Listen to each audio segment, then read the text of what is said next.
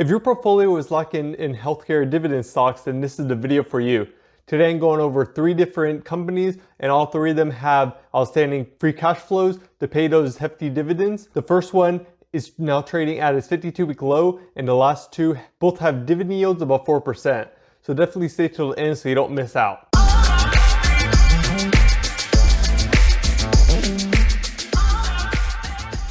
ABBV here analyzing stocks to help you on your investing journey. The first stock we're looking at is Abbott Laboratories, ticker symbol ABT. And Abbott manufactures and markets medical devices and different nutritional products for both adults and kids. They have diagnostic equipment and testing kits, as well as different branded generic drugs. Now about 60% of their sales are outside the United States, so they are pretty much worldwide. And they are being seen as having plenty of growth opportunities, being a leader in this diagnostic and medical devices realm. Some of their products just include pacemakers, cardiovascular defibrillators, and as I mentioned before, they have nutritional products for both adults and kids, and they also have diagnostic different platforms and services. For the past year, Abbott has fallen about 17.5%. Over this last month, they have fallen 6%. That brings them to a current share price of $105.06. They are trading very close to their 52-week low, which was $101.23. And right down here, looking at their current market cap, is $185 billion. And they're trading at a PE of 21.02. Now, over on their income statement, we're looking at their revenue growth. And you can see here, for the last couple years, they have steadily been growing year over year. So right down here, they have $29 billion, and currently they have $45.5 billion. So that's a great sign. Scrolling down here, we'll look at this net income. So as far as profit-wise, they have also been growing year over year in line with their revenue growth. So you can see here about high millions a couple years ago, and right now they're at $8.5 billion. So great sign to see their profits consistently growing as well. Scrolling down once again, looking at its shares outstandings, you can see here about 5 years ago, it's been pretty steadily. You had 1.76 billion, and they've grown a little bit here coming into 2021. And right now, this year, they have started buying back their shares, which is a good sign because their share price has been dropping, as we did see. So they are buying their shares back at a reasonable discount versus what the price has been historically. So that's good to see that they are starting to buy back shares right now.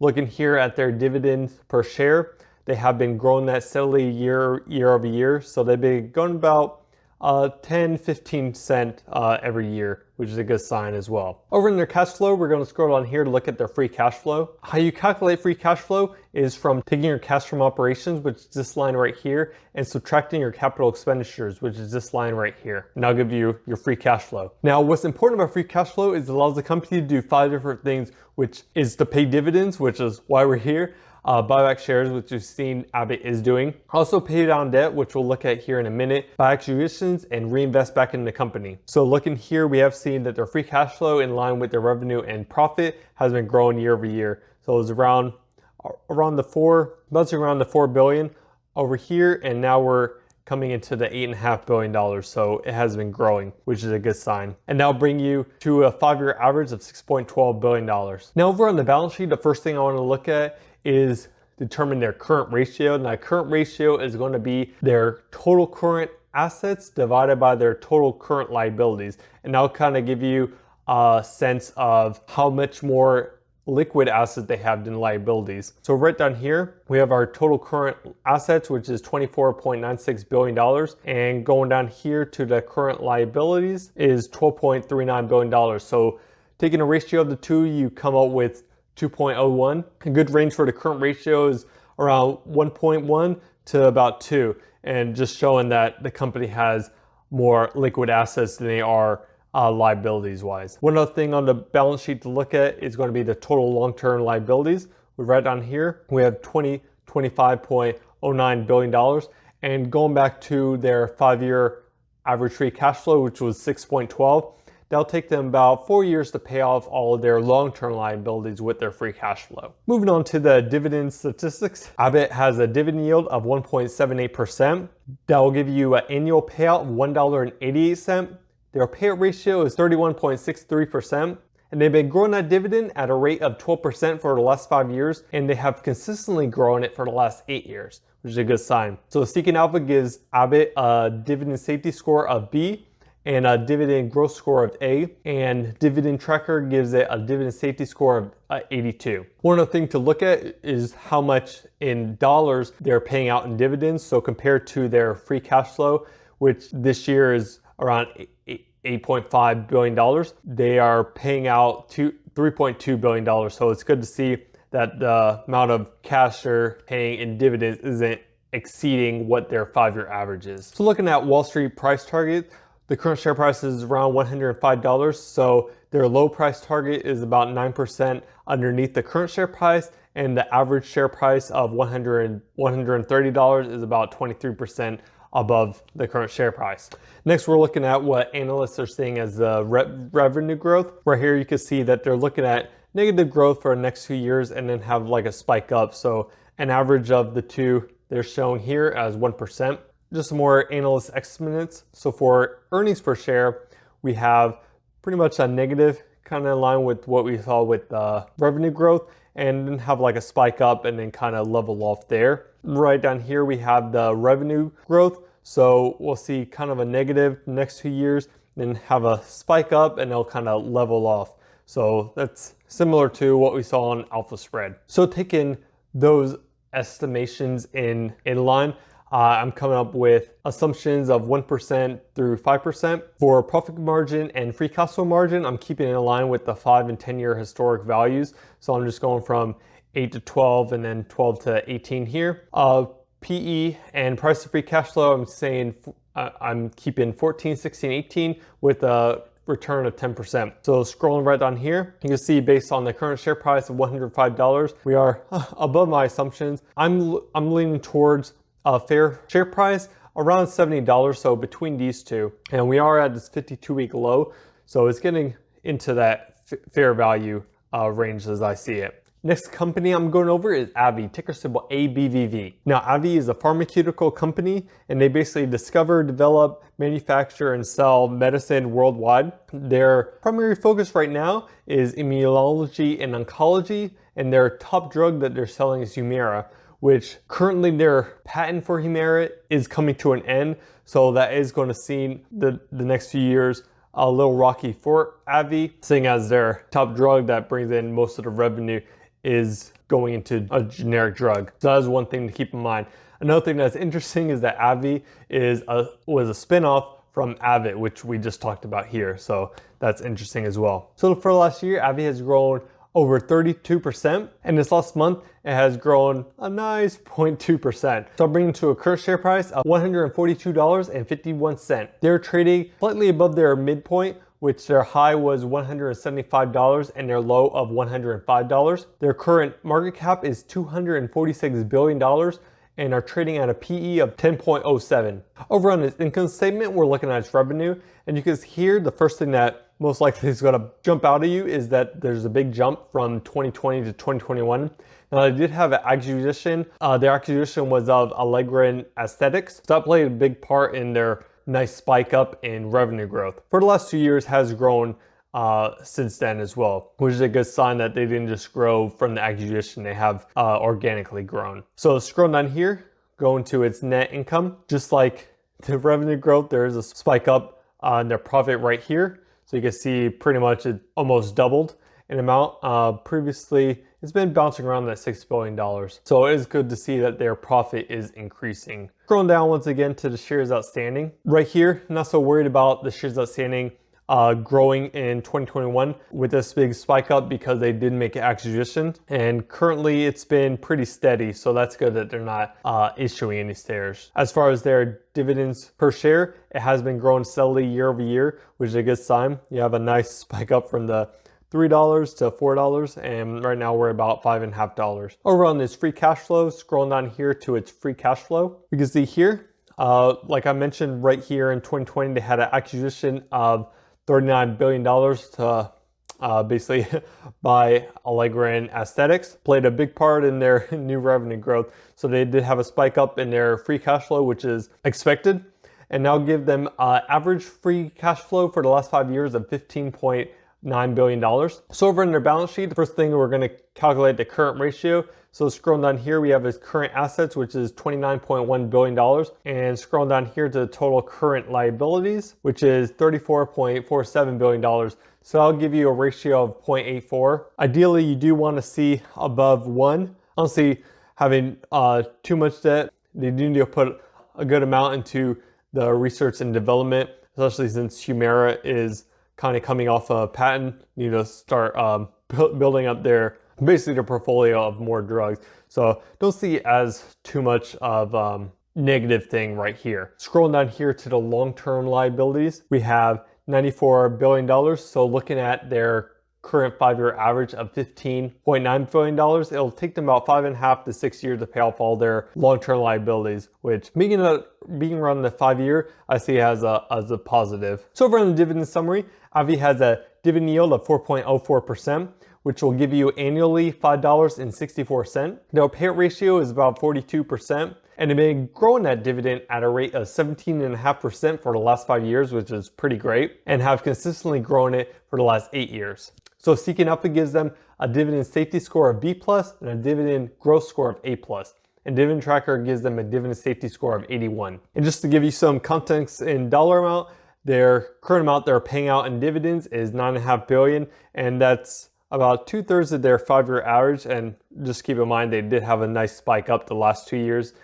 So with their current free cash flow of about $22 billion, that's less than half. So that's good to see just in dollar amount as well. Moving on to the analyst's price target, we do see the current share price of around $142. Their low price target is about 4% lower than the current share price, and their average share price is about 13%, so 161. So pretty much right in the middle, or I guess less than in the middle right now. Scrolling down here to the revenue forecast. So as far as the next few years, analysts do see a spike up this next year, and then it'll be pretty much a fall, and then kind of steady growth looking at this graph right here. So I'll give us about 1%. And as far as some more statistics for their earnings per share, kind of the same line. We'll have a spike up this next year, and then pretty much a drop going forward. And kind of keeping in line with the loss of Humira, you're going to have a negative effect. Scrolling down right down here for their revenue growth, have a spike up like in line with what we just saw, kind of a negative going forward right there. For my assumptions, taking those in mind, I'm having a low of -1%, kind of going up to a 3, just for a range here. For my profit margin and free cash flow margin, kind of staying in line with the 5 and 10 year historic values. PE and price to free cash flow going from 14, 16, 18, and a return of 10%. I usually just keep average there. So scrolling right on here, you can see that the current share price of $142 is pretty much right in line with my high and medium for the discounted cash flow. So I do see ABBV as being a fair trade right now, especially for a dividend income. It is trading around its midpoint as we saw earlier, so there's possibility for it to continue to fall. So you could get it at even a better price. If you're finding value in this content, let me know by smashing the like button. Also drop a comment down below what your thoughts are about ABBV and ABBV, and also the third company I'm about to go over. Remember, I'm not a financial advisor, so definitely do your own research before investing in any of these companies. So the third company we're going over is GILD Sciences, ticker symbol GILD. GILD Sciences is a biopharmaceutical company that discovers, develops, and commercials medicines to treat life-threatening infection diseases, with the core of their portfolio being HIV and hepatitis. They are remaining as a clear leader in the HIV development treatment, and they're going to remain as a resilient biotech giant. Over the last year, GILD has dropped about 9.5%, and over the past month, it has fallen about 1.5%. So that brings it to a current share price of even $65. So they are pretty much at their midpoint of their 52-week range, with a high of $74 and a low of $57. Right down here, their current market cap is $81 billion, with trading at a PE of 9.83. On their income statement, looking at their revenue, they have steadily been growing their revenue year over year. So going back a couple years, they were pretty much staying in the 22, 23 billion, and the last couple years had a nice run up of 26 billion and now 27.5 billion. So they are the last couple years growing their revenue. Scrolling down here to their net income, looking at their net income, you can see that a couple years ago in 2020, they had negative impact of their profit, which is understandable with everything that was going on, which I'm sure you know. They have rebounded since then and have 5.6 billion, and this year 4.4 billion. Scroll down here with the shares outstanding. So you do see that they were buying back shares before 2020, and now they are issuing a little bit. So not a big jump, but that is considered that they have issued some. And we can also look at if they have any acquisitions here in a minute. As far as their dividends per share, they have been growing that steadily year over year. Not as big as growth as we saw with Abbott and AbbVie, but it still is steadily growing year over year, which is a good sign. Cash flow, going on here to its free cash flow. We do see that it has been growing year over year with the spike up in 2021. And you can see here that they did make an acquisition the last 2 years since then. It is helping with their increase in revenue growth and also their free cash flow, as we see here. So I'll bring it to a 5-year average of $9.5 billion. Over on its balance sheet, looking at its total current assets, we see $13.18 billion. So scroll down here to its current liabilities. We have $9.22 billion. So that'll give you a current ratio of 1.43. So it's in that sweet range that we're looking for. And scrolling down once more to its long-term liabilities was $33.4 billion. And dividing that with the free cash flow of $9.5 billion, that'll give you about 3.5 years to pay off all of their long-term liabilities, which is a good sign. Over on this dividend summary, they have a dividend yield of 4.5%, which will give you an annual payout of $2.92. Their payout ratio is 41%, and they've been growing that dividend at a rate of 7.39% for the last 5 years, and have steadily been growing it consistently for the last 6 years. So Seeking Alpha gives them a dividend safety score of B and a dividend growth score of A. And Dividend Tracker gives them a dividend safety score of 80. So looking right here with the current amount of money that they spend paying dividends is about $3.5 billion, and their current free cash flow they have right now is about $9.5 billion. So a good buffer right there between the two. The low price target of GILD is $56, so it's about 13% lower than the current share price of $65. And the average is $71, it's about 9% higher. So right in the middle right now. Scrolling down here to the revenue forecasted. So they are seeing the next 2 years being a negative, and then they'll have a kind of a growth spurt in 2024. So you can see here kind of a drop and a growth afterwards. In line with the revenue we just saw, they are seeing negative for the next 2 years and then kind of a spike up, and then it'll level off. Scroll down here to the more revenue growth rates. So negative here and then kind of a spike up and it'll level off. So that brings you to my assumptions, and similar to AbbVie, I'm doing a -1 to 3 to keep in line with what we just looked at. As far as profit margin and free cash flow margin, keeping in line with historic values. PE and price to free cash flow, keep in 14, 16, 18, and then a 10% return. So scroll down here, we do see with the current value of $65, right in range below my medium and high. And I do see GILD Sciences as being a fair value at this point. So there you have it, 3 healthcare dividend stocks to add to your portfolio. If you're looking for more stock analysis, definitely check out my top industrial ones. And for other stock analysis, check these bad boys out. Catch you next video. Peace.